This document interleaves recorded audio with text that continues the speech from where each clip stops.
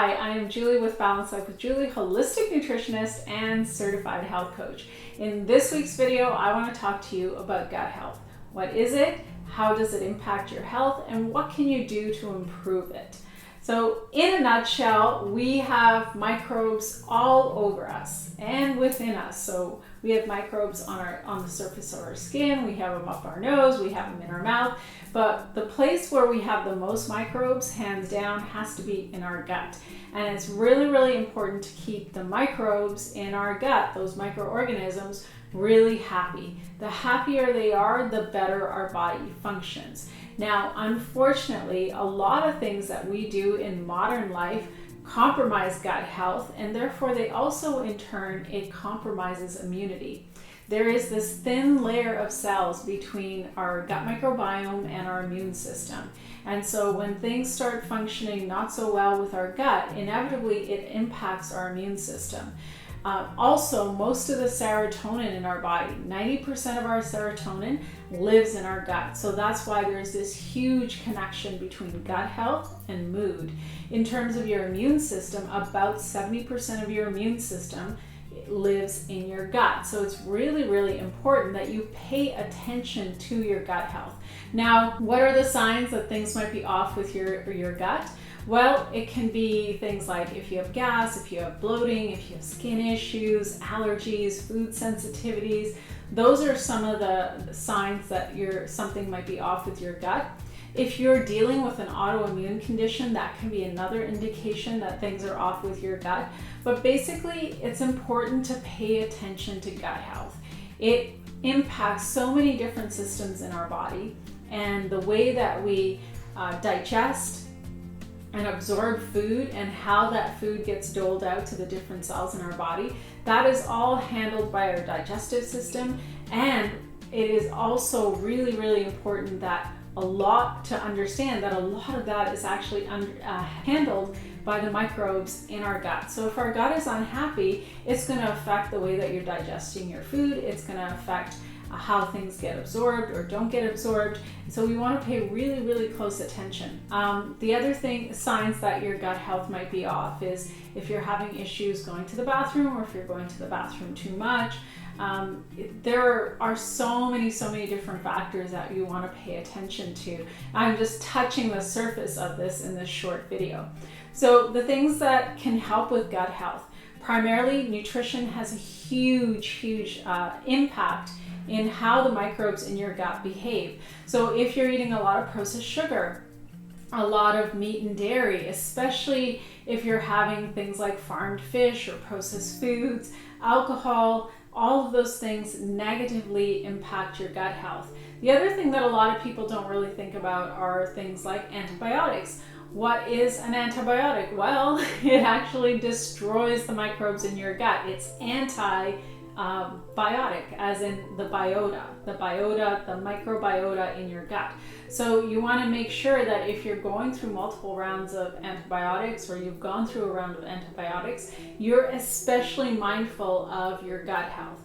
So some of the other things that negatively impact your gut health are not sleeping enough and stress. Stress plays a huge role in every illness. And stress plays a huge role in how your gut microbiome reacts to the world around it. So I'm sure you've heard that saying, gut instinct, I have a gut feeling. There's a reason. It's because the microbes in our gut are so responsive to our mood, our environment, our emotions. So if we're not paying attention to those things, it could potentially negatively impact your gut health. So what are some of the ways that you can improve gut health? Diet. Of course, improving your diet tremendously will have a huge impact on keeping your gut microbiome happy. So the microbes in your gut thrive on plants. That is their preferred method their preferred food source. So if you have a diet that has lots of processed foods or tons of meat and dairy, you are actually affecting the microbes in your gut. In fact, the microbes in your gut that could be protective against disease end up dying off because you're not giving them any food to eat. So if you're somebody who's not used to eating plants, I would encourage you to start. start to introduce different types of plant foods into your diet. Make it a little game for yourself, like add 1 or 2 new foods into your diet every single week until you get to a point where you have 30 different plant foods in your diet on a weekly basis, at least. And in fact, if you can get more variety, the better.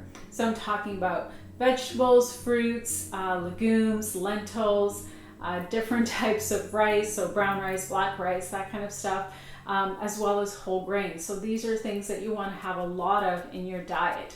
The other thing that is really, really beneficial for gut health is managing your sleep-wake cycle. So making sure that you're getting enough sleep and that you're waking up and going to sleep on at a consistent time every single day, day after day after day, because the microbe, our gut microbiome, is on the same 24-hour clock that the rest of our body is on. And so if you're optimizing your sleep, you're going to actually help to optimize your gut health. And the other thing that I'm going to talk about really quickly is movement. Movement is very, very beneficial for gut health. On the surface, it doesn't look like it, but it's actually really beneficial to get out there and find something, some way of moving your body. And besides the benefit to your gut health, there's also the benefit in terms of your mood, the different other systems in your body, your muscular system, your skeletal system, your central nervous system, as well as brain function. So there's many, many reasons to be moving your body every single day. If you're somebody who is sitting at a desk for many hours a day, it's important to book yourself little breaks in your day where you get up, you move around, you go for a little walk. And if you're someone like me who works from home, it's really important to take some time for yourself. Take like 20 minutes, go outside, get some fresh air, go for a stroll. If you're lucky enough to have dogs the way I do, then you can take your dogs for a little spin around the block as well. Those are some of the ways that you can help improve your gut health. Obviously, managing stress is another really, really big part of not only helping with your gut health, but also helping overall in terms of your mood, your overall well-being. And I would say that a lot of the things that are beneficial for gut health are also beneficial for other parts of your overall health and well-being as well. Like I said, this is a short video, so we're not going to be going into all the nitty-gritty details of gut health, but these are some broad strokes. In the coming weeks, I'm going to be hosting a webinar where I'm going to be talking about how to boost your gut health in a lot more detail. So I'm going to be sharing that in the days and weeks to come. I hope you're able to tune in live. If not, I'm sure we will probably work on creating a replay for you. So until next time, be well. Thanks so much for tuning in. Please feel free to share this video with anyone who might benefit. And you can also go to my website, download my free ebook, which talks about 9 essential habits to adopt to create a healthier, happier life. Until next time, be well.